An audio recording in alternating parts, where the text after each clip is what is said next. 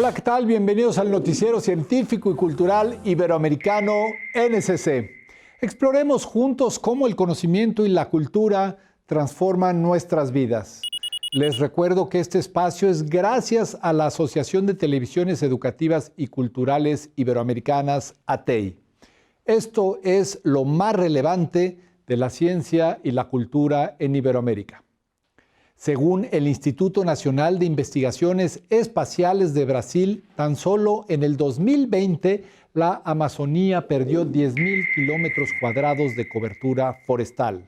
La deforestación de la selva más importante del mundo puede causar desequilibrios globales y un nuevo estudio señala que el problema es mayor de lo que se pensaba. Un equipo internacional de 35 científicos advirtió en un artículo que se publicará en la revista Science que más de un tercio de los bosques del Amazonas han sido degradados por la actividad humana, una extensión mucho mayor de la que se pensaba. Los científicos argumentan que la cantidad de emisiones contaminantes derivadas de esta degradación es igual o incluso superior a la que se produce por la deforestación del Amazonas. En concreto, los investigadores encontraron que el 38% de la zona boscosa se ha visto afectada temporal o permanentemente por la actividad humana, una extensión 10 veces superior a la del Reino Unido. La degradación se diferencia de la deforestación en que el uso de la tierra afectada no cambia, es decir, que continúa siendo bosque a pesar de que desaparezcan la mayoría de árboles y la vegetación. Las principales causas de degradación identificadas por los científicos son los incendios forestales, la tala ilegal, los cambios en la vegetación que se producen junto a zonas deforestadas y la sequía extrema. Los científicos estiman que estos 4 factores continuarán produciendo grandes cantidades de emisiones contaminantes, incluso si se elimina totalmente la deforestación del Amazonas. Por ello, proponen crear sistemas de monitorización específicos que tengan en cuenta estas amenazas para el entorno más allá de suprimir la tala.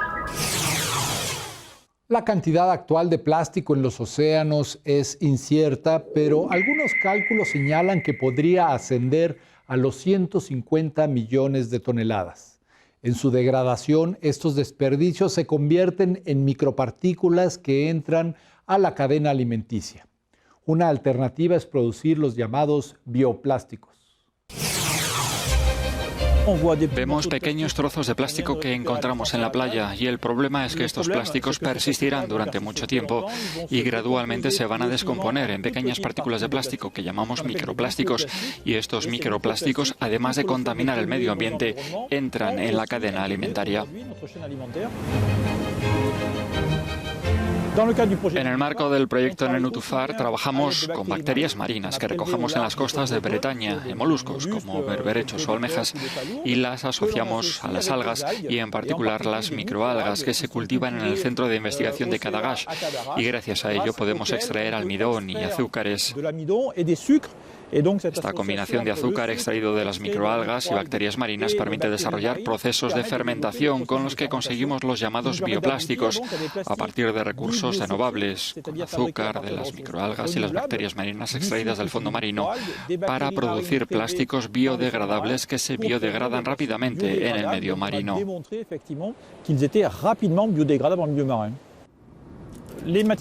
Los materiales plásticos biodegradables, en mi opinión, no solo pretenden sustituir a los plásticos en algún nicho de mercado. No deberíamos aspirar a desarrollar plásticos biodegradables a todos los efectos. La prioridad sigue siendo la recogida y clasificación de los residuos. En cuanto a los plásticos biodegradables, aportan una solución cuando su uso está justificado, por ejemplo, para un uso en contacto directo con el medio ambiente, en particular el medio marino, o para usos en los que los plásticos acabarán inevitablemente en el medio ambiente marino.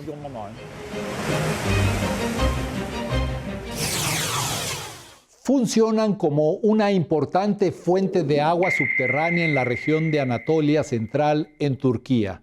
Son las llamadas dolinas de Konya, depresiones naturales formadas por la disolución del terreno calizo que ahora se ven impactadas por las variaciones climáticas. Un agujero redondo en medio del campo y de muchos metros de profundidad. Así son las Dolinas de Konya, una provincia en Anatolia Central donde la agricultura de regadío ha disparado un fenómeno geológico que se está convirtiendo en un serio peligro. Estos huecos son perfectamente circulares y de paredes verticales, y da la impresión de que la tierra se ha tragado lo que hubo en la superficie.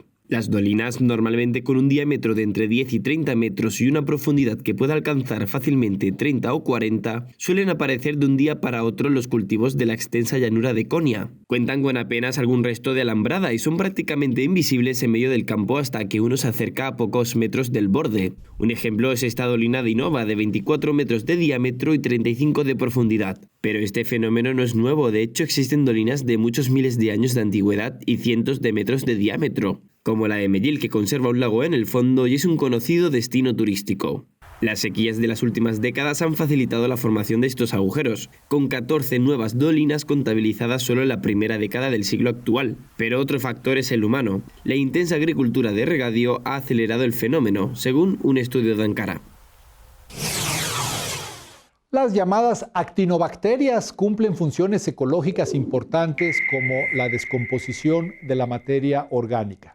Tradicionalmente, estos microorganismos están en la base de la producción de antibióticos como la eritromicina o la tetraciclina. De allí su importancia. Actualmente llevamos a cabo el proyecto Detección de Sistemas Biosintéticos en actinobacterias de origen clínico con fines de producción de moléculas de importancia biomédica. Nosotros trabajamos con un grupo particular de microorganismos que son las actinobacterias. Trabajamos con ellos porque son los microorganismos más productores en cuanto a moléculas se refiere. Son los microorganismos de los cuales se han obtenido la mayor cantidad de antibióticos y moléculas que actualmente tienen muchas aplicaciones, no solo como antibióticos, también como antiparasitarios, antifúngicos, antihelmínticos y lo más importante, estamos iniciando el campo en la búsqueda de los antitumorales. Los océanos son parte fundamental del sistema climático de la Tierra, por lo que la adaptación a las variaciones que estamos padeciendo implica necesariamente una mejor comprensión de lo que sucede tanto en la superficie como en las profundidades. Ese es el objetivo del proyecto de exploración oceánica Nautilus en Europa. L'ambiente marino è enorme e pur essendo fondamentale per gli equilibri del pianeta è anche il meno osservato per le ovvie difficoltà nell'acquisirvi dati. Con il progetto europeo Nautilus, ricercatori di 11 paesi europei stanno collaborando per conoscere più a fondo l'ecosistema e capire quale sia l'effettivo impatto delle attività umane e dei cambiamenti climatici. A coordinarlo è l'ISTI, l'Istituto di Scienze e Tecnologie dell'Informazione del CNR. Nautilus in questo contesto si propone come progetto di fornire delle nuove tecnologie a costo efficiente per incrementare e colmare le lacune nell'osservazione di questi dati in tutto l'ambiente marino, quindi dalla superficie a sopra la superficie tramite l'utilizzo di droni e anche a sotto la superficie fino ai fondali più remoti. Il progetto prevede lo sviluppo di 13 tipologie di sensori e campionatori e l'utilizzo di una grande varietà di sistemi di raccolta dei dati, veicoli subacquei, boe e persino sensori da attaccare agli animali. Questi sensori e campionatori che vengono sviluppati servono al monitoraggio di quelle che vengono chiamate le variabili essenziali dell'oceano, IOVs, che servono a dare un'informazione più puntuale e più completa dello stato di salute dei nostri mari. Le attività si svolgono dal Mar Baltico alle Azzorre e ovviamente in tutto il Mediterraneo, coinvolgendo esperti di vari settori. L'ISTI qua del CNR si occupa dello sviluppo del portale per la raccolta dei dati e la validazione di questi dati raccolti da tutti i sensori e la disseminazione quindi di questi dati verso le piattaforme di condivisione a livello europeo e mondiale come EMODnet e SeaDataNet che rendono disponibili questi dati acquisiti a tutti i ricercatori.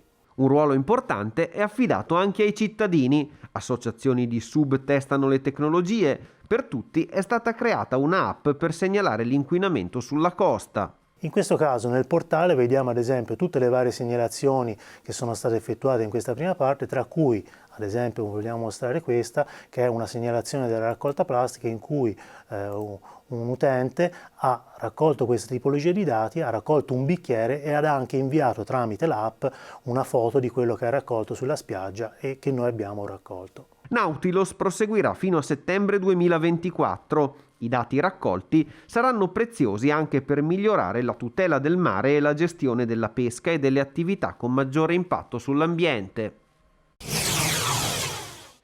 Está usted viendo el noticiero científico y cultural iberoamericano. Regresamos en unos momentos. Esto es NSC.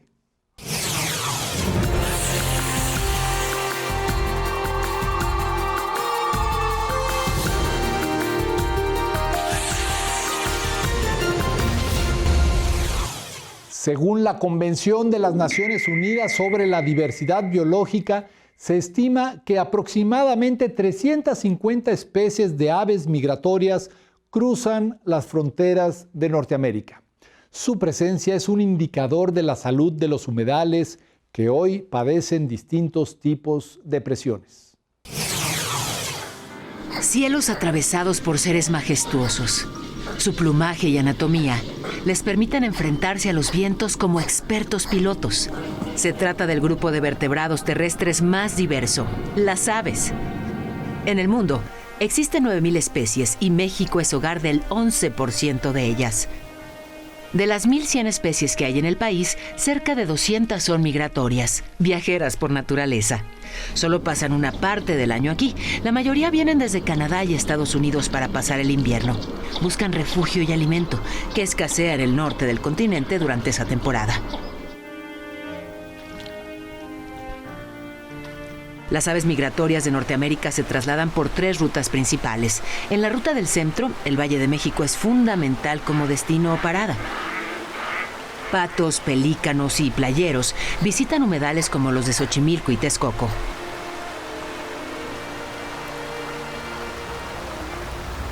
Otras, como este chipe, se refugian en los bosques y áreas verdes urbanas.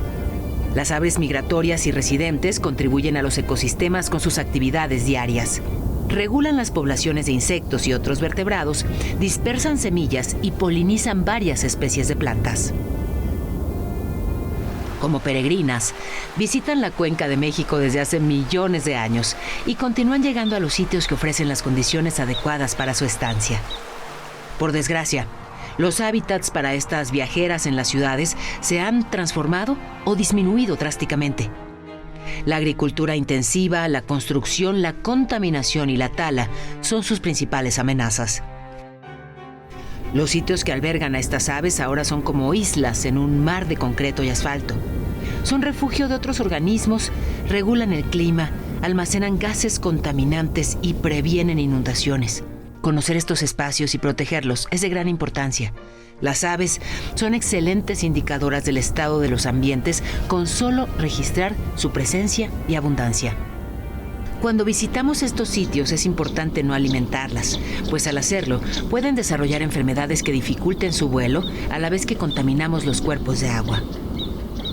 La Comisión Nacional para el Conocimiento y Uso de la Biodiversidad participa en proyectos de monitoreo de aves y de educación ambiental. Junto a la Universidad de Cornell de los Estados Unidos, se han habilitado plataformas digitales de aves para México, Merlin e eBird. Con ellas podemos identificar aves, registrar observaciones, fotos y grabaciones de sus cantos, datos que pueden ser utilizados para acciones de conservación. Así que con un celular, binoculares y un poco de práctica, todos podemos ayudar al conocimiento de estos seres emplumados y contribuir a que sigan sobrevolando nuestros cielos.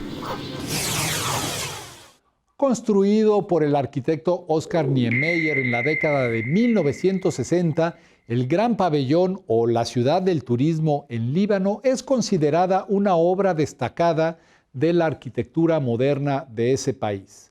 Sin embargo, el abandono y los daños provocados por la guerra amenazan su conservación.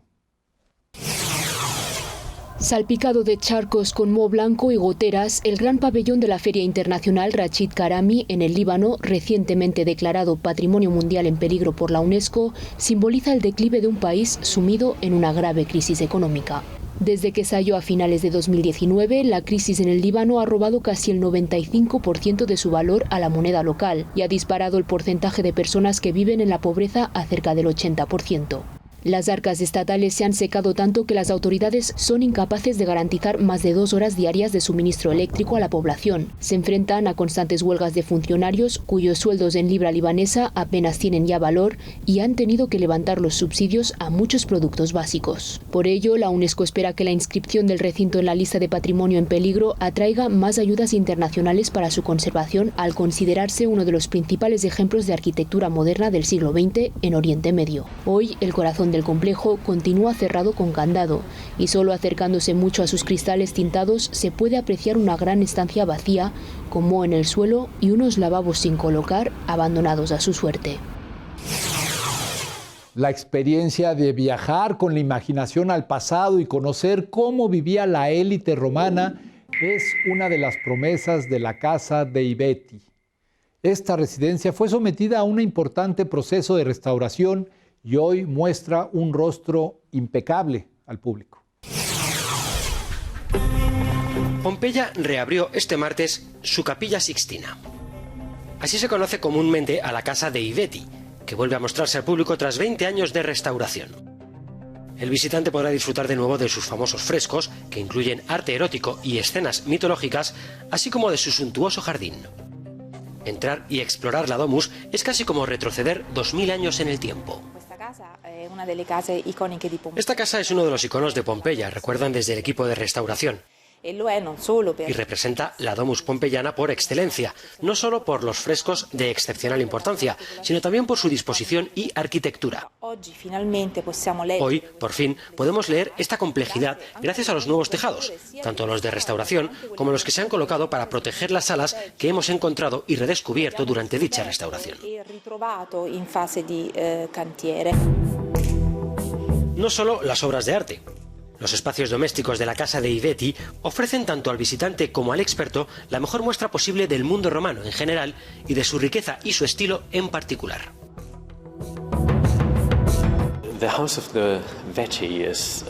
La Casa dei Betti es como la historia de Pompeya y, en realidad, de la sociedad romana dentro de una misma casa, resume el director del Parque Arqueológico, Gabriel Zuchtriegel. Es una mezcla de naturaleza, arquitectura y arte, pero también es la historia de la vida social pompeyana y del mundo romano en esta fase de la historia.